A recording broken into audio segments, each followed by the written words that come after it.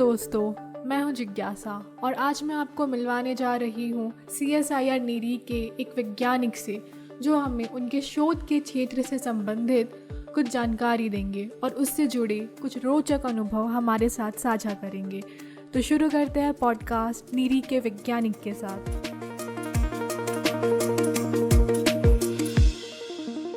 नमस्कार नीरी के सभी सुनने वालों को। आज हमारे साथ नीरी के एक बहुत ही इनोवेटिव, आशावादी एवं जिम्मेदार ऐसे एक वैज्ञानिक से हम बातचीत करेंगे। डॉक्टर खैरनार जी, आपका जिज्ञासा पॉडकास्ट पे बहुत बहुत स्वागत है। आपके बारे में हमने बहुत कुछ सुना है, फिर भी क्या आप सुनने वाले बच्चों को अपने बारे में थोड़ा बताएंगे? मैं डॉक्टर कृष्णा खैरनार CSI नीरी नागपुर में वैज्ञानिक हूँ और मैं बेसिकली बाय एजुकेशन एक माइक्रोबायोलॉजिस्ट हूँ और मैं फ़िलहाल जो कोविड-19 जो पेंडेमिक है उसमें हम RT-PCR टेस्टिंग और होल जीनोम सीक्वेंसिंग पे काम कर रहे हैं। और जो पूरे विदर्भ का जो रीजन है वो भारत सरकार ने हमें उसकी जिम्मेदारी दी है होल जीनोम सीक्वेंसिंग की, जिसमें 11 डिस्ट्रिक्ट आते हैं महाराष्ट्र के, और तमिलनाडु जो है तमिलनाडु राज्य का भी जिम्मेदारी हमें दिया गया है और जम्मू कश्मीर का भी फॉर होल जीनोम सीक्वेंसिंग। ये होल जीनोम सीक्वेंसिंग हम सार्स कोविड वायरस के लिए करते हैं। RT-PCR and whole genome sequencing के पहले क्या आप हमें कोविड के बारे में बता सकते हैं? कोविड-19 वायरस एक अगर मैं सामान्य भाषा में बोलूं तो ये बहुत ही छोटा ऐसा वायरस है कि जो माइक्रोस्कोप से भी नहीं दिखता। इसके लिए हमें इलेक्ट्रॉन माइक्रोस्कोप की ज़रूरत पड़ती है। इसका साइज़ नैनो में रहता है। तो ये नैनो साइज्ड वायरस है जिसका जो आनुवंशिक तत्व है वो RNA है। RNA राइबोज न्यूक्लिक एसिड है, जो एक न्यूक्लियोकैप्सिड जो है, जो एक प्रोटीन की जो ऊपर की जो परत है उसके अंदर वो रहता है। तो बड़ा ही सामान्य स्ट्रक्चर होता है वायरस का। एक आपको न्यूक्लिक एसिड होता है अंदर में, जिसे हम RNA बोलते हैं, और उसके बाहर में जो परत होती है वो प्रोटीन की होती है, जिसको हम कैप्सिड बोलते हैं या प्रोटीन कोड बोलते हैं। और वायरस को स्पाइक प्रोटीन्स होते हैं, जिससे वो आपके जो सेल्स है जिनको अटैक करता है उसको वो अटैच करता है, उसको हम स्पाइक प्रोटीन बोलते हैं। हमने RT-PCR के बारे में सुना है। RT-PCR का काम क्या है? देखिए, RT-PCR जो है वो reverse transcriptase real time PCR है। ये एक ऐसी तकनीक है जो वायरस का जो RNA है उसको वो क्वांटिफाई करता है। अभी वो कैसे क्वांटिफाई करता है? पहले तो वायरस का जो RNA है उसको एक रिवर्स ट्रांसक्रिप्टेज एक ऐसा एंजाइम है जो RNA को DNA में कन्वर्ट करता है। जनरली सेंट्रल डॉग्मा ऑफ जो DNA है उसमें वो ऐसा है कि आपका RNA से आपके DNA से RNA बनता है और फिर RNA से प्रोटीन बनता है। जैसे जब हमारा DNA टू RNA बनता है तो हम उसको ट्रांसक्रिप्शन बोलते हैं, और जब RNA से प्रोटीन बनता है तो हम उसको ट्रांसलेशन बोलते हैं। देखिए, सामान्य भाषा में कहूँ तो किसी भी जीनोटाइप से ही फिनोटाइप बनता है।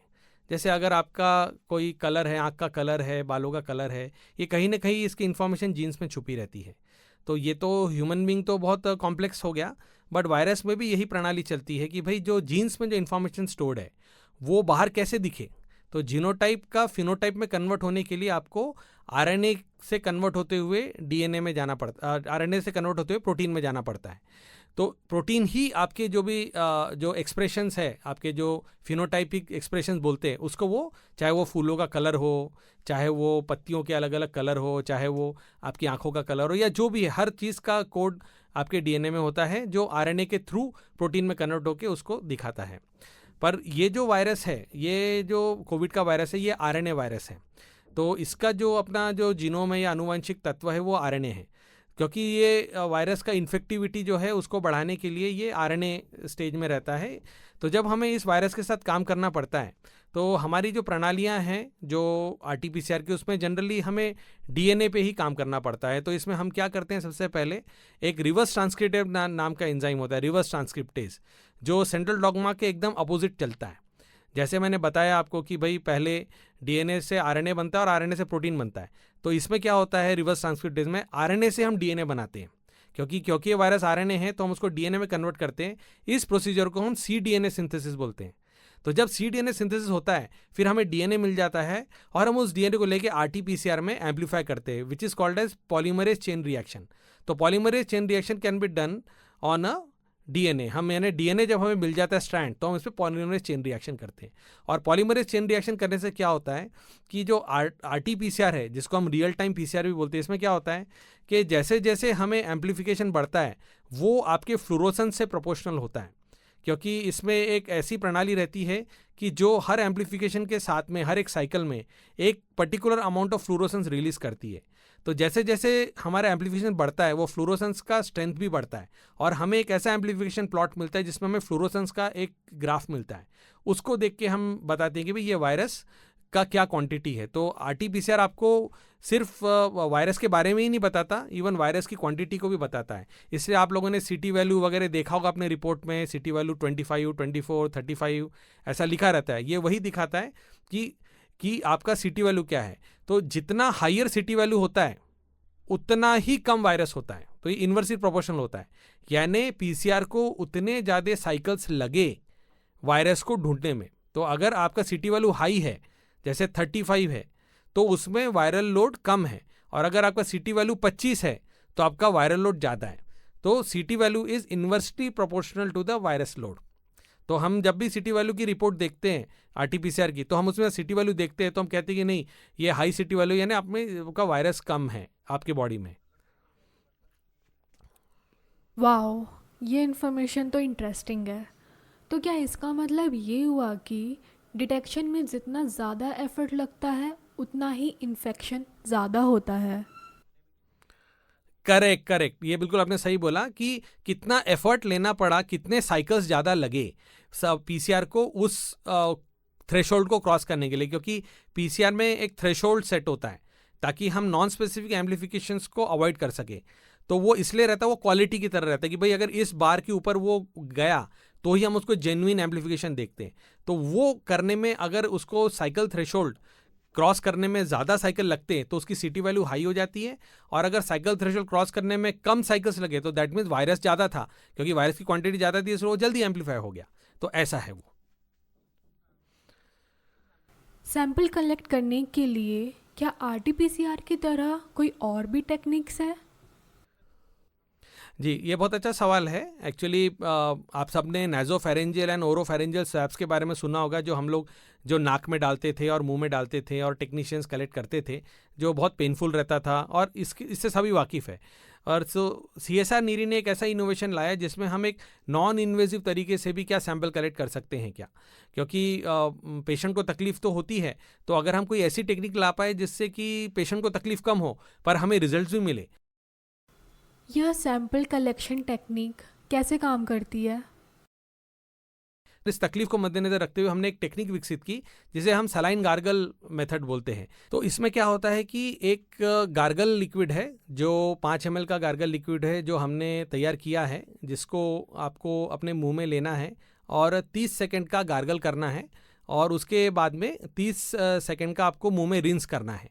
तो ऐसा टोटल 1 मिनट मुंह में वो आपका गार्गल लिक्विड रख के आपको वापस उस जो कंटेनर है उसमें डाल देना है। एक फनल भी रहता है उसमें, उसका इस्तेमाल करके आपको उसमें डाल देना है, और उसका जो कैप है वो बंद करके आपको कोल्ड चेन में डाल देना है। बस इतना ही करना है और आपका ये सैंपल हमारी लैब में आ जाएगा। और लैब में आने के बाद में हमने इसमें और एक तकनीक विकसित की है जो बहुत कम लोगों को पता है। हमने एक ऐसा द्रव तैयार किया है जिससे आपको RNA एक्सट्रैक्शन किट को यूज़ करने की ज़रूरत नहीं है।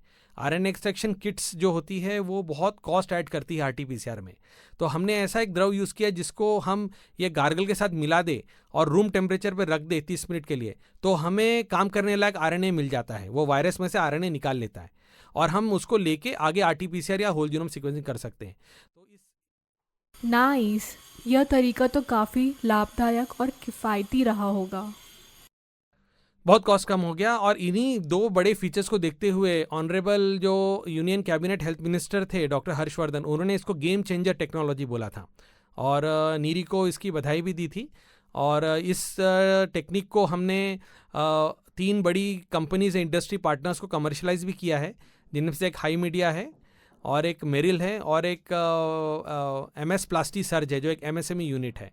और देश की सेवा के लिए हमने इस टेक्निक को देश को समर्पित किया है। हमने इसका कोई कॉस्ट चार्ज नहीं किया, हमने इस टेक्नोलॉजी को, इस टेक्निक को फ्री ऑफ कॉस्ट इसका नो हाउ इन तीनों कंपनी को दिया है ताकि इसका प्रोडक्शन कर सके। क्योंकि हम वैज्ञानिक लोग हैं, हम तकनीक का निर्माण कर सकते हैं पर हम इंडस्ट्री लेवल पे उसको प्रोड्यूस नहीं कर सकते। तो हमें इंडस्ट्री का साथ लगता है क्योंकि स्केलिंग अप करने के लिए इंडस्ट्री के पास वो ताकत है। इनोवेशन पावर CSR के पास है, नीरी के पास है, अनुसंधान केंद्रों के पास है, पर बनाने की जो क्षमता वो इंडस्ट्री के पास रहती है। तो इसको देखते हुए हमने इसको स्केल अप, इसका तो पहले हमने ICMR और DCGI का अप्रूवल भी लिया क्योंकि कोई भी तकनीक को अगर हमें अगर मार्केट में उतारना है, लोगों को यूज़ करने में लाना है, तो उसको हमें 2 क्लियरेंस बहुत ज़रूरी होते हैं। एक ICMR के जो Indian council of medical research है, और दूसरा DCGI which is drug controller general of India. तो ये जो DCGI है ये ही हमें अनुमति देती है क्या इसको हम इंसान में यूज़ कर सकते हैं क्या। तो ये दोनों अनुमति मिलने के बाद में हमने इसको कमर्शलाइज कर दिया और इसको हम अभी अपने जो डे टू डे जो आप लोग यूज़ कर रहे हैं नागपुर में, जो इतनी प्रसिद्ध तकनीक हो गई है, ये हमें यहाँ हाई मीडिया, मेरिल और प्लास्टिक सर्च की ही किट्स है जो आ रही हैं, और भी कई प्राइवेट लैब्स हैं नागपुर में जो इसका इस्तेमाल कर रहे हैं। और ये तकनीक अभी जो बाकी कमर्शियल पार्टनर्स हैं वो इसको अभी विदेश में भी एक्सपोर्ट करने के लिए एक्सपोर्ट लाइसेंस ले रहे हैं, और इस पे आगे का भी जो अप्रूवल का काम है वो जारी है। बट इस तकनीक ने हमको बहुत सुविधा दी क्योंकि एक तो क्या है कि इस तकनीक को हम दूर दराज के गांव तक भी ले जा पाएँ, क्योंकि अपने देश की 70% जो जनसंख्या है वो गांव में रहती है और केवल 30% के आसपास ही जनसंख्या अपने शहरों में रहती है। तो हमारे देश की बहुत बड़ी जनसंख्या वहाँ रहने के कारण वहाँ पे पहुँचना बहुत मुश्किल है, क्योंकि जब हमारे हेल्थ अथॉरिटीज़, आपने देखा होगा कि वो बहुत मेहनत करते हैं, वो PPE किट पहन के घंटों घंटों गर्मी में ये आपका सैंपल कलेक्ट करते हैं। तो ऐसे बड़े तकलीफदायक सिचुएशन में इस तरीके का सैंपल कलेक्ट करना तो डिफ़िकल्ट है ही स्वैब को यूज़ करके, प्लस उसमें आपका जो टाइम है वो भी बहुत लगता है और स्किल्ड मैन पावर लगता है। आप खुद स्वैब नहीं कलेक्ट कर सकते अपना। पर गार्गल से क्या हो गया कि आपको एक स्किल्ड मैन पावर जो लगता था पहले सैंपल कलेक्शन के लिए, वो रूल आउट हो गया। आप खुद ही अपना सैंपल कलेक्ट करके दे सकते हैं, घर से भी दे सकते हैं या वो सेंटर पे आके भी दे सकते हैं। और दूसरा, जो RNA एक्सट्रैक्शन का एक बहुत बड़ा जो कॉस्ट था, जो ऑलमोस्ट 40% कॉस्ट ऐड करता है पूरी RT-PCR टेस्ट में, उसको भी हमने इसमें से पूरी तरीके से उड़ा दिया। और अब हमारा जो स्पेशल जो RNA रिलीज बफर है, जिसे हम RNA रिलीज बफर बोलते हैं, उससे ये बहुत ही पूरा जो प्रोसीजर है RT-PCR का, ये बहुत ही सस्ता हो गया। तो जो चीज़ एक वक्त यानी हज़ारों रुपए में टेस्ट होती थी, वो हमारे यहाँ पे 100 रुपये में टेस्ट हो जाती है, अगर मैं कॉस्ट बताऊँ तो। वैसे तो एज अ गवर्नमेंट हम लोग सबको ही टेस्ट फ्री ऑफ कॉस्ट ही देते हैं करके, किसी से कोई चार्ज नहीं करते। बट अगर कोई इसको प्राइवेट लेवल पे भी करना चाहे तो वो काफ़ी कॉस्ट इफेक्टिव वे में इसको कर सकता है, और गवर्नमेंट भी इसको अपनाए तो बहुत कम दाम में गवर्नमेंट टेस्टिंग कर सकती है, प्लस इसको बहुत बड़े एरिया में फैला सकती है। क्योंकि जैसे मैंने बताया, दूर दराज के एरिया है, गांव है, खेड़े हैं या आदिवासी एरिया है, वहाँ पे पहुँचना बहुत मुश्किल है विथ स्किल्ड मैन पावर और वो पूरा पैराफेरनेलिया, आपका PPE किट और कलेक्शन। आप अगर सिंपल एक गार्गल ट्यूब लेके वहाँ पहुँच जाए और वहाँ सैंपल कलेक्ट कर ले, उनको बेसिक इंस्ट्रक्शन दे कि आपको इस तरीके से 30 सेकंड का गार्गल करना है, 30 सेकंड का रिंसिंग करना है और वापस ट्यूब में थूक देना है, इतना इंस्ट्रक्शन उनके लिए इनफ रहता है, और इससे हम सैंपल कलेक्ट करके लैब में लाके प्रोसेस कर सकते हैं। तो हमारी जो रीच है, जो पब्लिक हेल्थ सर्विस की जो रीच है, वो हमारी एकदम बढ़ जाती है। तो ये उस लिहाज से ये हमारे लिए बहुत ही यूज़फुल टेक्निक है। दूसरा ये है कि अभी पैंडमिक एकदम कम हो गया है, हम सोच रहे हैं कि शायद हम पोस्ट पैंडमिक सिनारियो में अभी जाएंगे। तो पोस्ट पैंडमिक सिनारियो में इस तरीके का जो गार्गल बेस्ड कलेक्शन है, ये पोस्ट पैंडमिक सर्विलेंस के लिए भी बड़ा काम आ सकता है। जीनोम सीक्वेंसिंग क्या है और इसका क्या महत्व है? देखो, जीनोम सीक्वेंसिंग प्रोसेस, जैसे मैं बताया कि एक बड़ी जटिल प्रक्रिया है, पर आपको जो मैंने बताया कि जीनोम क्या है, जीनोम एक ब्लूप्रिंट है आपके जो बॉडी का या आपके जो एक्सप्रेशंस का, जो जैसे मैंने बताया कि आपका शरीर कैसा है, आपके आँख का क्या कलर है, आपके बाल का क्या कलर है, आपके स्किन का क्या कलर है, ये सब का इन्फॉर्मेशन आपके जीन्स में रहता है।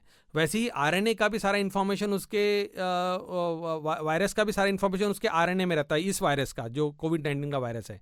तो हमें अभी होल जीनोम सीक्वेंसिंग करना क्यों ज़रूरी है? हम होल जीनोम सीक्वेंस कर लेते हैं तो हमारे सामने में एक वायरस की पूरी खुली किताब मिल जाती है। यानी वायरस की जो भी इंफॉर्मेशन है वो उस होल जीनोम सीक्वेंस में छुपी रहती है।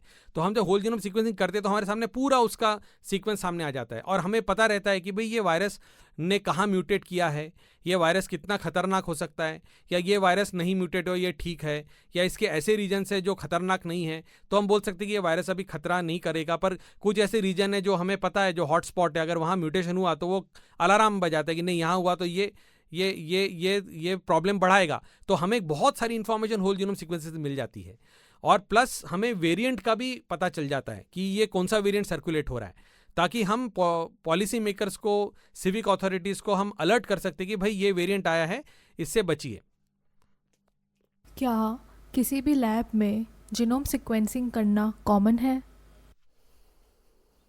देखिए, जीनोम सीक्वेंसिंग बहुत कम जगह चालू है। पूरे विदर्भ में केवल नीरी ही है जो होल जीनोम सीक्वेंसिंग कर रही है और कोई पूरे विदर्भ में कोई नहीं है। महाराष्ट्र का एक राज्य के बराबर का साइज़ है विदर्भ का, जिसमें 11 डिस्ट्रिक्ट आते हैं और जो है भी वो भी केवल महाराष्ट्र में, और बाकी जगह है उसमें भी एक NIV पुणे है जो देश की एक नेशनल लैब है, तो उसको वो महाराष्ट्र में तो है बट वो देश की लैब है। और कुछ और एक दो कॉलेजेस है जहाँ पे होल जीनोम सीक्वेंसिंग हो रहा है, बट जितने होल जीनोम सीक्वेंसिंग लैब्स चाहिए उतने नहीं हैं। यानी अगर आप पॉपुलेशन टू फैसिलिटी रेशो देखें तो वो बहुत ही कम है। हमें और होल जीनोम सीक्वेंसिंग लैब की ज़रूरत है। इसलिए हमारी कोशिश ये है कि हम ये होल जीनोम सीक्वेंसिंग एक्चुअली एक बहुत ही जटिल प्रक्रिया है, ये इतना आसान नहीं है, इसलिए इसको करने वाले भी कम हैं। और जिन जगहों पे बहुत अच्छी फैसिलिटी है, जहाँ बहुत अच्छा स्किल्ड मैन पावर है, वहीं पे संभव है। तो आपने यह गोल कैसे अचीव किया? नीरी एक नेशनल इंस्टीट्यूशन है, तो यहाँ पे इस तरीके की काबिलियत है तो हम इसको कर पा रहे हैं। बट हमारा एक ऐसा एम है कि हम इसको बहुत ही सिंपल बना दें। जैसे अब RT-PCR भी आया था तो बहुत इसको लेके हवा था कि RT-PCR बहुत कम लोग कर सकते, पर जब कोविड पैंडेमिक ने बहुत लोग RT-PCR में ट्रेन कर दिया, अब बहुत सारी छोटी छोटी लैब्स भी RT-PCR करती है, कई सारी प्राइवेट लैब भी करने लगी। तो हमारा यही गोल है कि इसी तरीके से हम जीनोम सीक्वेंसिंग को भी बहुत साधारण बना दें। तो ये हमने एक saline gargle based genome sequencing शुरू किया ताकि जो सैंपल कलेक्शन और RNA एक्सट्रैक्शन का जो पोर्शन है उसको तो हम कम से कम सिंपल बना पाए। बाकी वर्क फ्लो सेम है होल जीनोम सीक्वेंसिंग के, पर कम से कम सैंपल कलेक्शन तो ईजी हो गया, क्योंकि सैंपल कलेक्शन एक बॉटलनेक होता है। बॉटलनेक का मतलब क्या होता है? एक लिमिटेशन है कि वहाँ से ही सब चीज़ें डिसाइड होती है। अगर सैंपल कलेक्शन अपना दिक्कत दे रहा है तो फिर बाकी की सारी प्रोसीजर्स पे कोई मतलब नहीं है। तो हमने इस पे हिट करने की कोशिश की कि हम सैंपल कलेक्शन को कैसे सिंपल बना सकते हैं। तो ये एक उस दिशा में एक बहुत बड़ा कदम है जो नीरी ने लिया है, और ये हमें होल जीनोम सीक्वेंसिंग का जो सर्विलेंस है इसमें भी बड़ी मदद कर रहा है। नीरी के इस खोज का क्या महत्व है और क्या इम्पैक्ट रहा है? तो नीरी ने अभी तक 5000 होल जीनोम सीक्वेंसेस करके सरकार को सबमिट किए हैं, यानी ये बहुत बड़ा आंकड़ा माना जाता है। और जब हमने RT-PCR की तो RT-PCR में हमने 1 लाख के आसपास RT-PCR टेस्टिंग की, और नीरी DBT के द्वारा नियुक्त की गई रीजनल हब भी थी। हमारी जो लैब थी उसने पूरे नागपुर रीजन का एक हब का भी रोल प्ले किया, तो जिसमें हब और स्पोक मॉडल के अंतर्गत, यानी हम एक हब थे नीरी और स्पोक्स थे, जैसे IGGMCH जो मेयो हॉस्पिटल जिसे हम बोलते हैं, GMC Nagpur, then AIIMS, then आपका जो माफसू है, जो माफसू में जो टेस्टिंग सेंटर था, और आपका जो नागपुर यूनिवर्सिटी का सेंटर था, ये सब हब एंड स्पोक मॉडल में थे। तो ऐसे कंप्लीटली मिला के ये पूरे टेस्टिंग सेंटर्स ने मिलके ऑलमोस्ट 1.8 मिलियन RT-PCR टेस्टिंग्स की, तो जो नागपुर जैसे शहर के लिए एक बहुत बड़ी सर्विस रही। और ये जो कंबाइंड एफर्ट था, ये DBT के रैंकिंग में देश का 2nd नंबर का टेस्टिंग एफर्ट रहा। जो नागपुर से टेस्टिंग हुई है ये DBT के पैमाने में दूसरे नंबर पे रहा।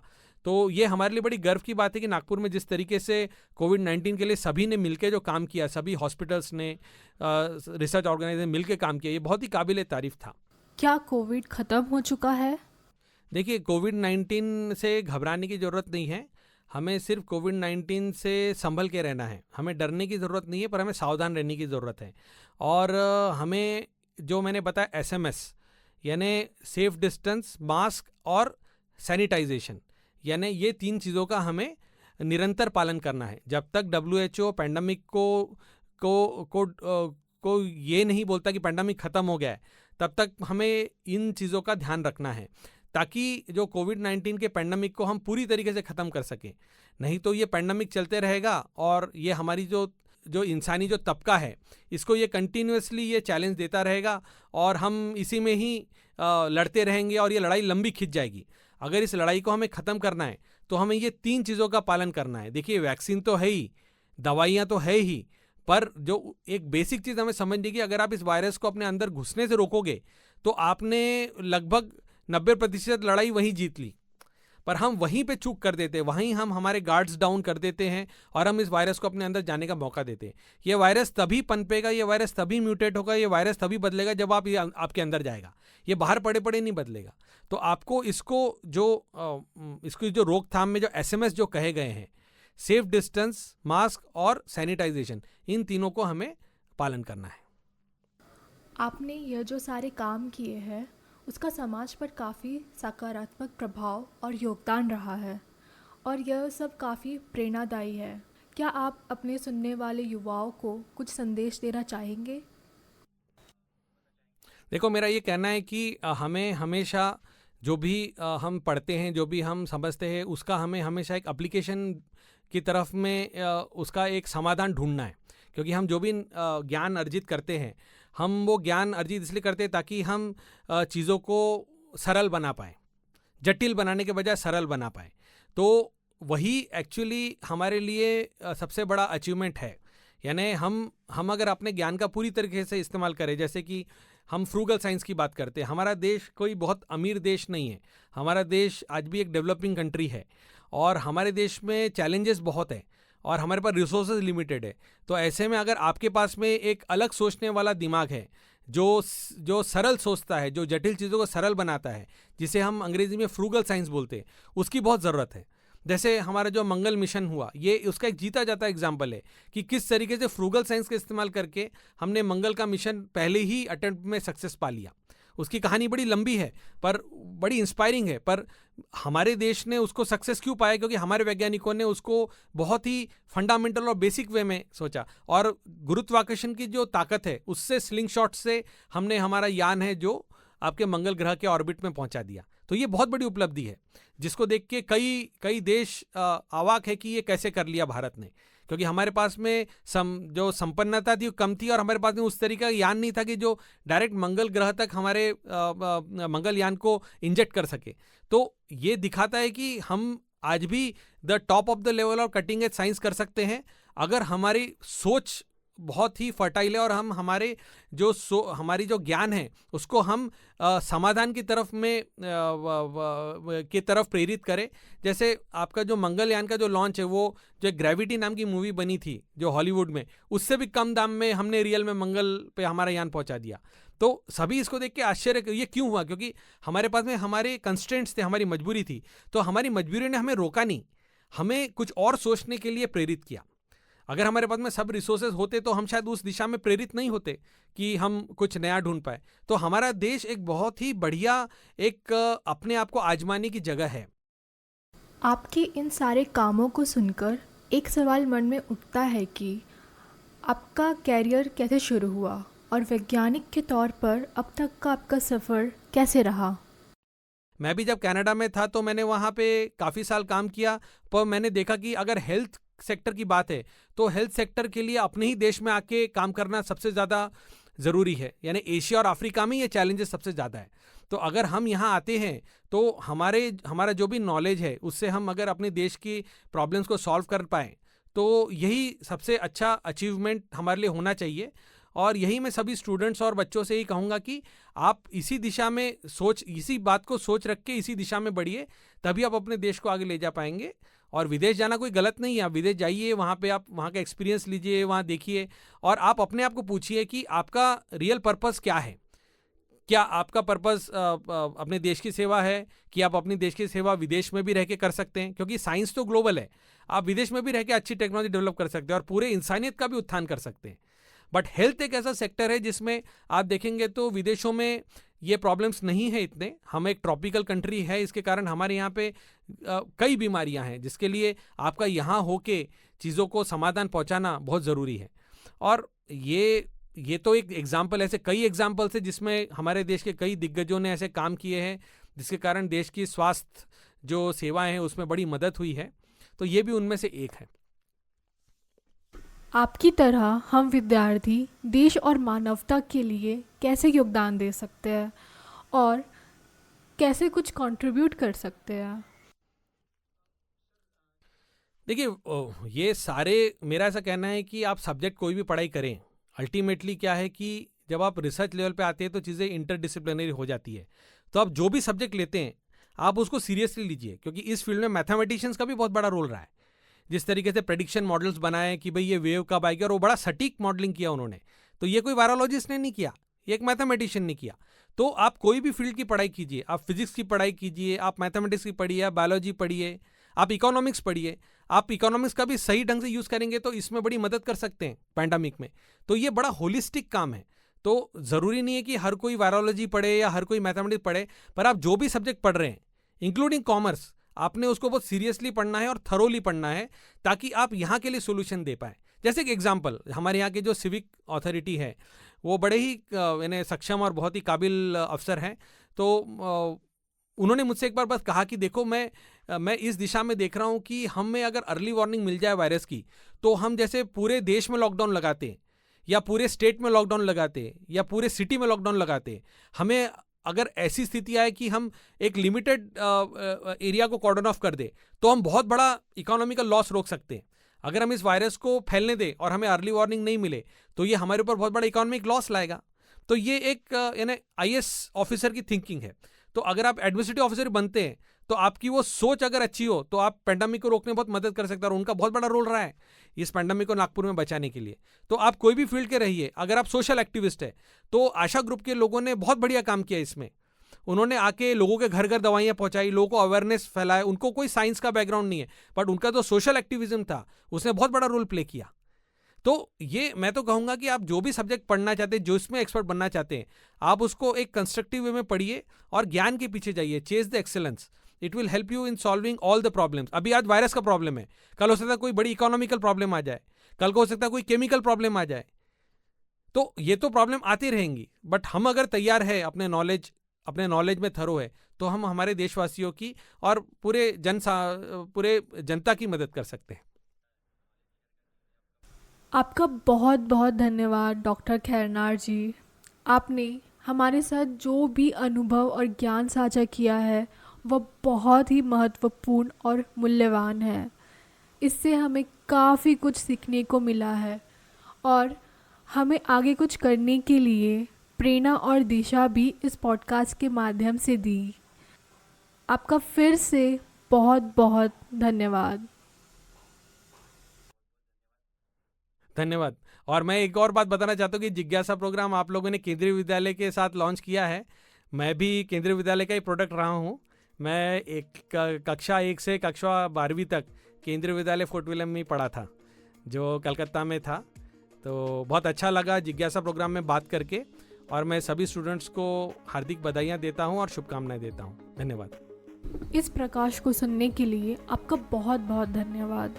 मैं आशा करती हूँ कि आपको इस पॉडकास्ट में से कुछ दिलचस्प जानकारियाँ मिली होगी और इन महान वैज्ञानिकों के कार्य तथा किस्सों से भविष्य के लिए आपको प्रेरणा भी मिली होगी। मैं जिज्ञासा फ़िलहाल आपसे विदा लेते हुए और आपसे मिलती हूँ नेक्स्ट पॉडकास्ट में। तब तक के लिए अलविदा।